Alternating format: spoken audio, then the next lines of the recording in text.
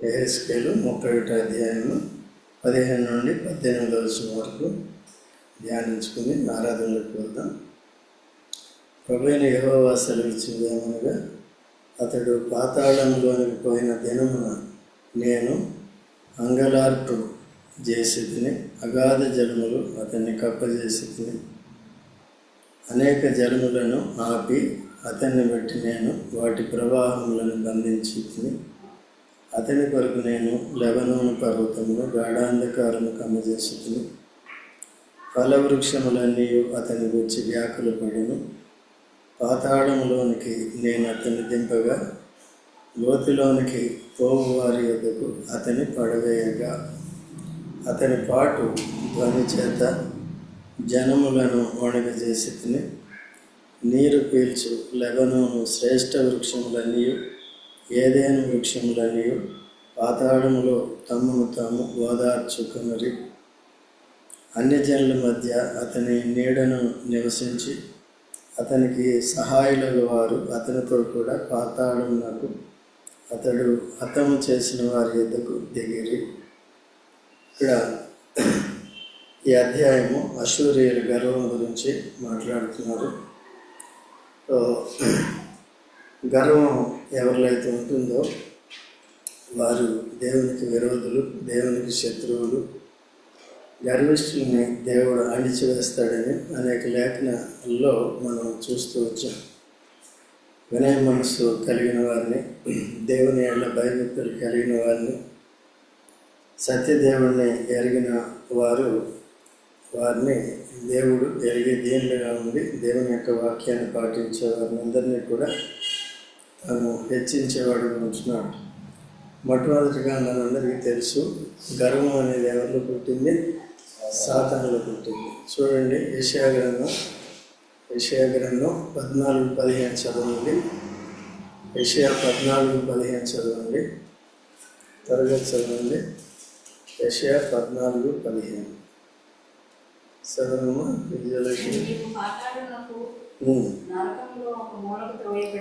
ఎవరండి? సాతాను. సాతాను ఏం చేశాడంటే, తన సింహాసనాన్ని దేవునితో సమానంగా చేసుకుంటాను అని తను తాను హెచ్చించుకునేవాడు తగ్గింపబడిన మాట ఉంది. అది దేవదూతలు కానీ మనుషులు కానీ ఎవరైనా సరే హెచ్చించుకోవడానికి ఏం లేదు. హెచ్చింపు ఎవరి ద్వారా కలుగుతుంది? తూర్పు నుండి పడమటి నుండి ఉత్తరం నుండి దక్షిణం నుంచి ఎక్కడి నుంచి కలుగుదు, కానీ భూమి ఆకాశం సృజించిన దేవుని యొద్ద నుండి కలుగుతుంది. ఎలా కలుగుతుంది? తగ్గించుకునే వారిని హెచ్చిస్తుంది. యోసేపు ఏం చేశాడంటే తగ్గించుకున్నాడు. తగ్గించుకోవడం అంటే అర్థం ఏంటి? తగ్గించుకోవడం అంటే అనేకమైన అర్థాలు ఉంటాయి. యోసేపు వరకు వచ్చినప్పుడు దేవుడు తనకు బయలుపరిచింది వారికి కూడా తెలియజేశాడు. దాన్ని వారు గ్రహించగా అర్థం చేసుకోక మనందరి మీద అధికారిగా ఉంటాడంట. తాను అధికారిగా ఉంటే వారికే లాభం ఉంటుందని వారు తెలుసుకోలేదు. అక్కడి నుంచి ఆయన ద్వేషించడం మొదలుపెట్టారు, పగ పెట్టుకున్నారు. వారి పగని తీర్చుకున్నారు, గోతులో పాడేసి నానా హింసలు పెట్టారు. ఎవరికి? యోసేపు. తర్వాత అమ్మి వేశారు. అప్పుడు ఎవరినైనా ఎదిరించాడు ఆయన? యేసుక్రీస్తు ప్రభుకి పరిపూర్ణమైన ముంగుర్తుగా ఉన్నాడు యోసేపు కదా. ఇది యేసు ప్రభు కూడా ఏం చేశాడు? ఎదిరించిన వారిని బెదిరించలేదు, న్యాయంగా తీర్పు తీర్చి దేవునికి వచ్చాడు. ఒక చెంప మీద కొడితే ఇంకొక చెంపని ఇమ్మని చెప్పాడు. అంటే దీనులంటే అర్థం ఏంటంటే దే డు నాట్ రెసిస్ట్. ఎవరైనా మనల్ని బాధపెడుతుంటే వారిని రెసిస్ట్ చేయరు అన్నమాట. వారు దీనులంటే కదా. నేను నోటి మాటలతో చెప్పుకుంటే కాదు. ఎప్పుడు తెలుస్తుంది మనం దీనులమో కాదు? ఎవరైనా మనకు అన్యాయం చేసినప్పుడు, అప్పుడు మన ఆంతర్య స్వభావం బయటపడుతుంది అన్నమాట.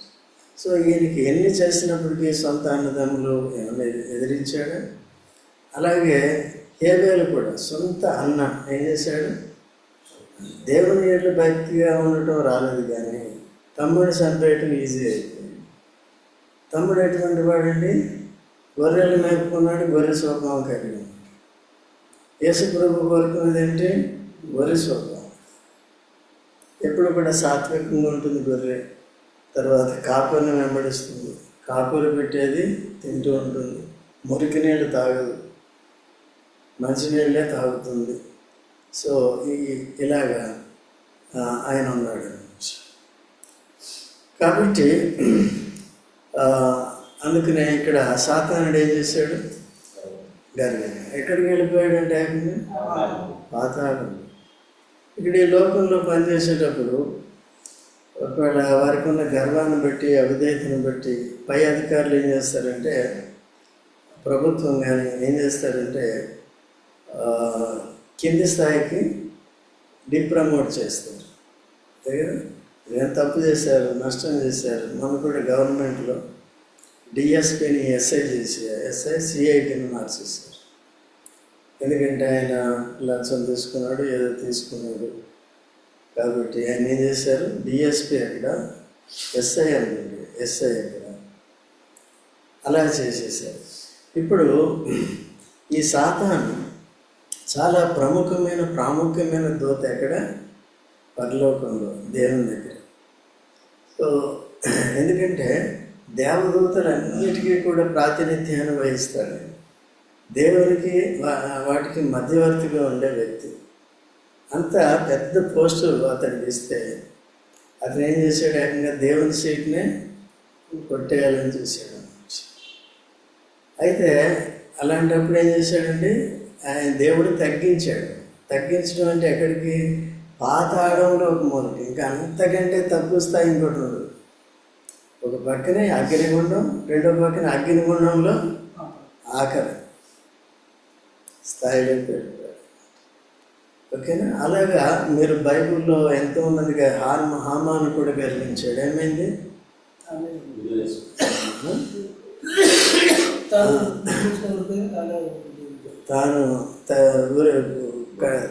తాను వేసిన ఉరిపోయి మీద దేని బట్టి? గర్వాన్ని బట్టి. ఆయన నేనే గొప్ప అనుకున్నాడు. ఆ గొప్పతనం ఎక్కడ దారి తీసింది?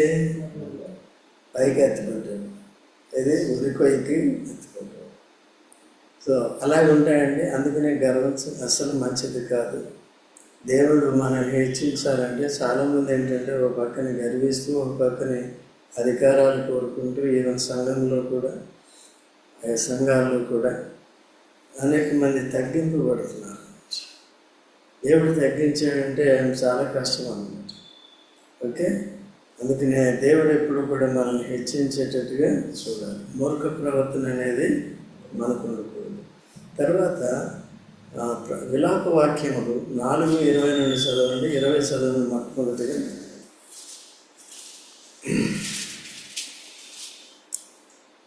విలాప వాక్యములు 4.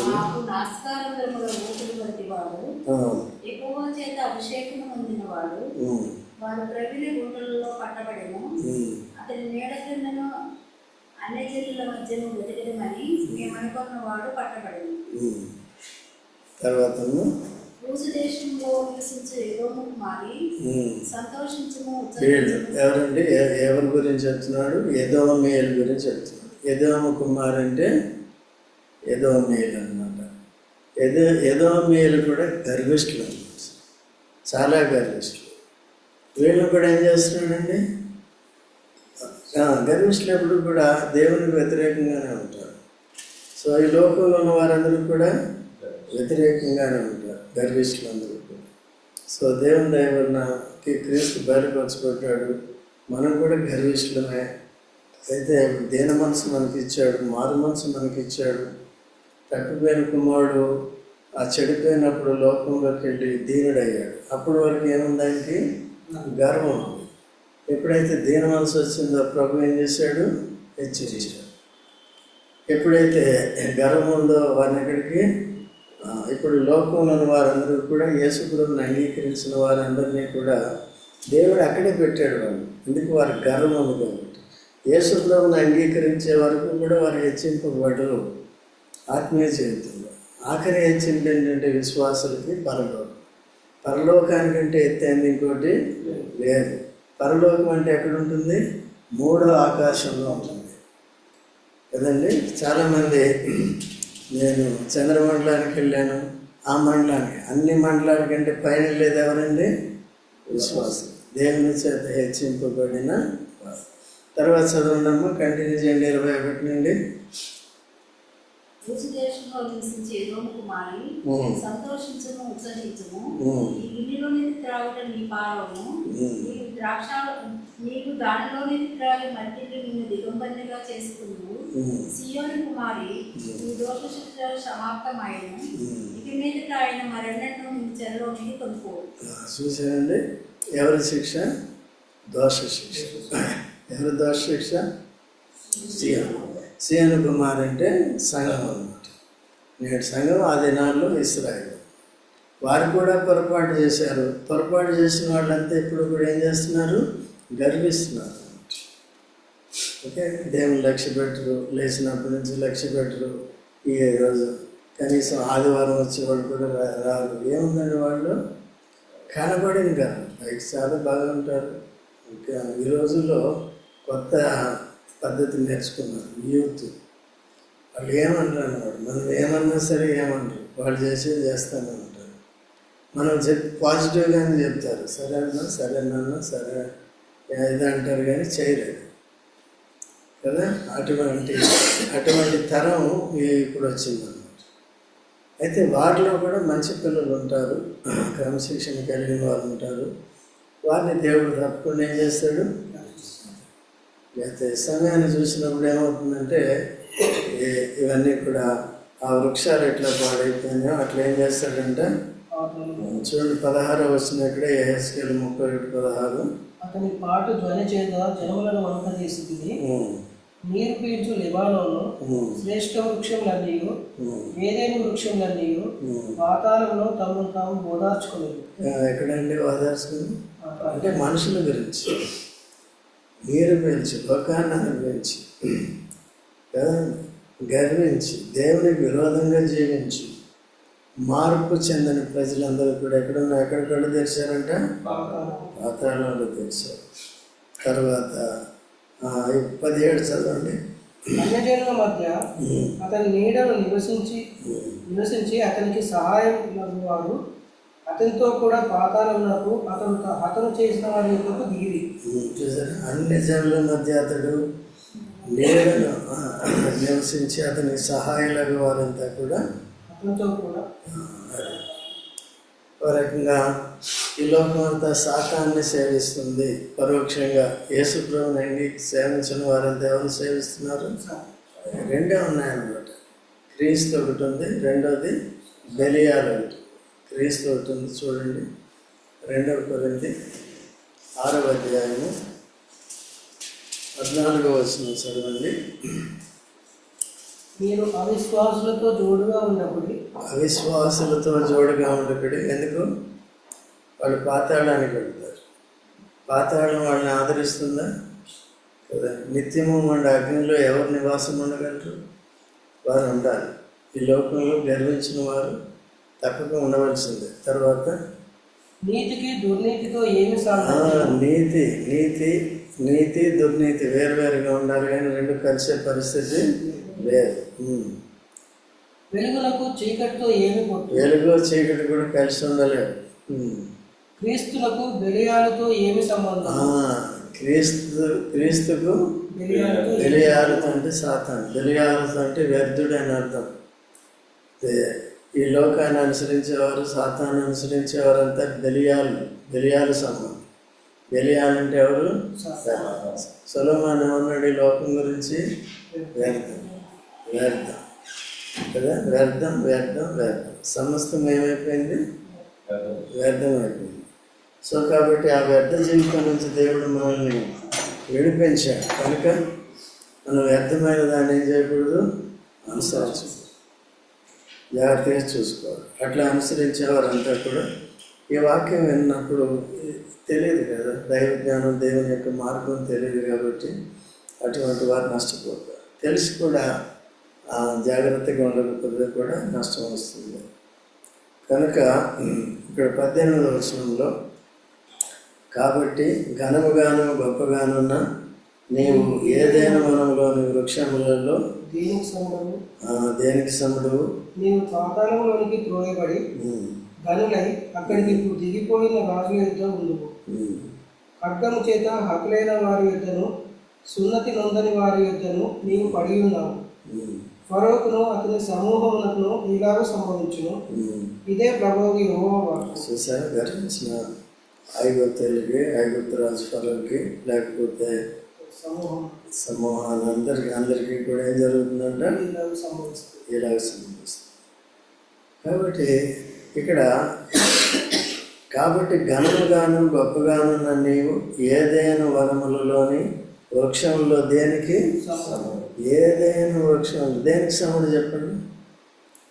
ఏదైనా వనములలో దేనికి సముడు? ఈ ఫరో, లేకపోతే యశూర్ రాజు, లేకపోతే బబులోను రాజులు, వీళ్ళందరూ దేవునికి విరోధంగా ప్రవర్తించిన వారు.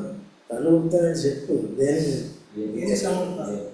కాదండి, ఏదైనా వనములో ఏ వృక్షానికి సముడు? సముడే దేనికంటే మంచి చెడులు తెలియనిచ్చే వృక్షం కదా, అంత బుర్ర లేదా? కాబట్టి ఆ వృక్షం మీద ఎవరుంటారు? సాతాను. అది దాని ఆ వృక్షం దేనికి పోలికగా ఉంది? లోకానికి. ఆ వృక్ష ఫలంలో ఉన్న గుణం ఏంటి? మంచి చెడ్డ కానీ శరీరాశ, నేత్రాశ, ఈ మూడు ఏంటి? చెడ్డది. ఓకే, మంచి కూడా చెడ్డది. చాలామంది ఇప్పుడు లోకస్తులు ఉన్నారు, వాళ్ళు దాన ధర్మాలు చేస్తారు. అవి వాళ్ళ దృష్టిలో మంచి పనులు లేదా? ఒళ్ళు గోపురాలు కలుగుతారు, మంచి పనులు కదా వాళ్ళ దృష్టిలో. దేవుని దృష్టిలో ఆ మంచి కూడా చెడ్డది. లోకం ఆ పనిలో అనుకున్నాం. ఏ మంచి? యేసుక్రీస్తు ప్రభు ద్వారా పాప క్షమాపణ పొంది మనం వెలుగు ఫలం కలిగి ఉన్నాం. వెలుగు ఫలం ఏంటి? మంచితనము, నీతి. తర్వాత ఫస్ట్ సమస్త మంచితనము, నీతి, సత్యమైన వాటిలో ఉంది. కాబట్టి ఇది నిజమైన మంచిది. యేసుక్రీస్తు ప్రభువులో ఉన్నదేంటి? నిజమైన మంచిది. లోకంలో ఉన్నదేంటి? వారి దృష్టిలో మంచిదే, అదే సొంతది. దేవుని దృష్టిలో మంచిది కాదు. అట్లా దేవుని దయ వలన మనం యేసు ప్రభువుని నమ్ముకున్నాం కాబట్టి మనం ఎవరితో సమానులు అని చెప్పండి? ఎవరితో? ఇక్కడ ఏదైనా వృక్షంలోని వృక్షం దేనికి సమానం? మన దేవవృక్షములము జీవవృక్షం. మనం తినేది ఏంటి? జీవవృక్ష. ఆ జీవవృక్షం ఎవరు? ఇప్పుడు యేసు ప్రభు నమ్ముకున్నప్పుడు ఏమొచ్చింది మనకి? పరిశుద్ధాత్మ. పరిశుద్ధాత్మ ఫలం ఏంటి? అది జీవవృక్ష ఫలం. ఏంటది? ప్రేమ, సంతోషం, సమాధానం. ఏమైనా అర్థమవుతుందమ్మా? సీరియస్గా చూస్తున్నారు? అర్థమవుతుందా? అర్థమైందా? రైట్. కాబట్టి జీవవృక్షంలో ఉన్న ఫలాలు ఏంటి? ప్రేమ, సంతోషం, అవి మనకి వచ్చింది. అంటే లేకపోతే శరీర క్రియలు ఉంటాయి. ద్వేషము, పగ, ఈర్ష్య, విగ్రహారాధన, అది ఇది. మన దృష్టిలో మంచిదైన, లోకం దృష్టిలో మంచిదైనది కూడా దేవుని దృష్టిలో.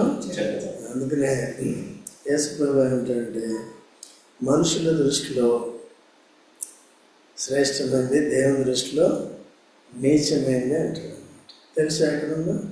చూడండి, లూకాసు వార్త 15:16. 15:16 కానీ 16:15 కానీ చూడండి. 16:15 లూకాసు వార్త. మనుషుల ఎదుట నీతిమంతులని అనిపించుకుని వారు కానీ దేవుని మీ హృదయంలోనే ఎరుగును.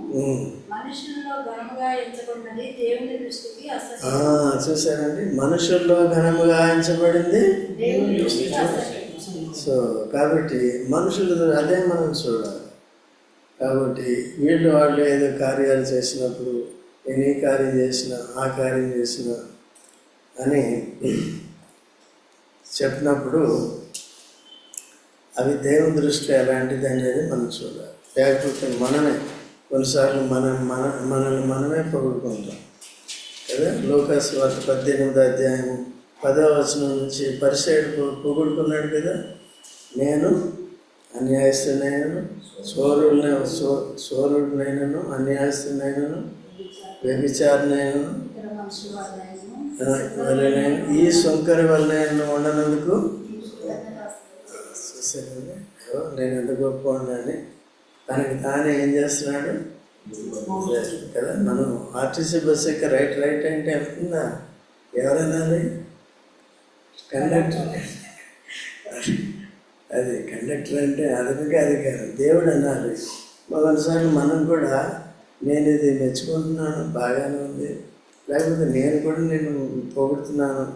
అందుకని పౌలు ఏమంటాడంటే, మీరు నన్ను పొగడొద్దు, లేకపోతే విమర్శించు. ఎందుకంటే మీరు దేవునికే తెలుసు నేను మంచి చేశాను చెడు చేసి. తీర్పు తీర్చేది ఎవరు? 1 కొరింథీ 4వ అధ్యాయం 2-3 వచనాల నుంచి ఉంటుందన్నమాట. కాబట్టి దేవుడే నన్ను విమర్శించు. మీరేదో చెప్తున్నారు నేను మంచివాడిని కాదని, లేకపోతే మంచివాడిని ఏదో చెప్తున్నారు, అయితే మీ సర్టిఫికేషన్ నాకు అవసరం. నాలో ఉన్నదానికంటే ఎక్కువ చెప్తారు కొన్నిసార్లు, లేకపోతే లేని దానికంటే తక్కువ చెప్తారు. అందుకనే ఆ సంఘాల్లో ఏముంటుందంటే పొగడతారు, ప్రతి దానికి ఏముంటుంది?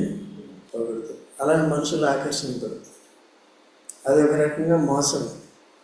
అందుకనే మన దగ్గర అటువంటి పద్ధతులు సరైన సిద్ధాంత పద్ధతి ప్రకారం ఉంటుంది. సో అలాగే లోకం సంఘంలోకి వచ్చేస్తుంది, జాగ్రత్తగా ఉండాలి. సో ఈ మాటలు గుర్తుపెట్టుకొని మనం దేవుడు ఏ స్థితిలో ఉంచాడో దాన్ని బట్టి దేవుని మనం స్తుతిస్తున్నాం, ఆరాధిస్తున్నాం.